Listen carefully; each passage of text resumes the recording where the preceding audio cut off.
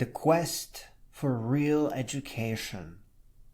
We know all human beings are equally intelligent. It is that each has a different path through knowledge and curiosities. Standardizing that path, inducing memorization, and calling that an education is madness. Politicians and principals get re-elected. Teachers keep on pretending to be relevant. Parents ship their kids off to college and into unforgivable debt. This is not who we are, and this is not how the world will advance. Human beings require real education, and not any set of subjects in particular. There are no subject divisions in real life. Real education is above all relevant to the person learning. Nobody learning programming has the time to consider the powerhouse of the cell unless they're making a computer game about it.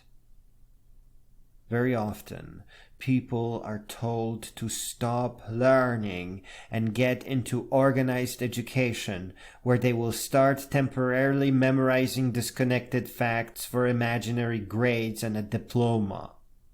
People doing this pushing are tricked into thinking that this is the right thing to do, but that ends real education and intellectually blinds the student, sometimes permanently. Taking a person's education away is a terrible thing to do. It is an unforgivable thing, as without real education, they can't advance in life. They can't grow up. We are all extremely smart. If we are not misled, we take to self-education. We learn what is relevant and interesting to us at a pace that fully satisfies our curiosities. We can only really learn in a sequence that is unique to us, that matches what we have learned thus far and what we are comfortable with, and what our next interests are.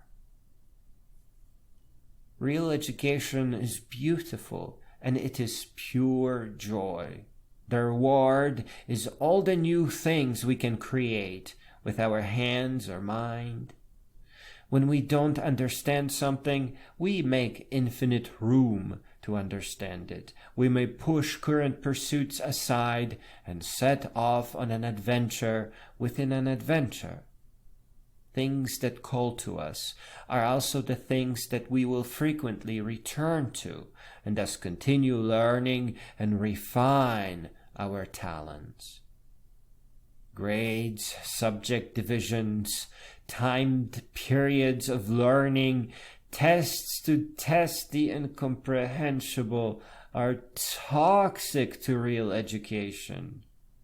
It is not possible to jump the fake education hoops and still learn something useful. We can't just hope to stop learning for real for the duration of the time that we spend pretending to learn in school. Pretending will drain the passion and patience necessary for real education to grow, to expand, to call to us, and to inspire us with new curiosities. We have to remind the little ones that they are all extremely smart, but they are under attack by poverty and, by extension, fake education. The only thing they really have to start with is narrated books at the library and ad-infested video tutorials on the internet. That is a pretty sad start. But things will improve quickly as real education changes and upgrades the world. Inheriting lifetimes of knowledge from relevant and meaningful biographies goes a long way to create powerful, independent thinkers. For some, it may be hard to see the benefit at first, to believe that mere books can change lives.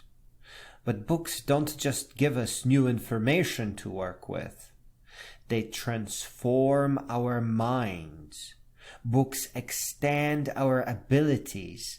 They enhance our minds. Real education is not simply about having more knowledge, but about improved and enhanced understanding of everything that surrounds us.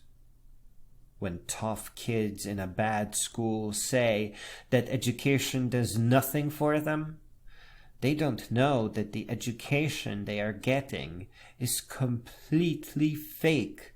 It's a show. That the education they know is not the real education that they should be getting.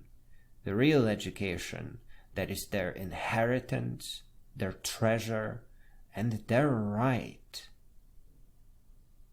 We all have to fight for real education. We need to stand up for ourselves. We can't pretend we are learning just for a diploma.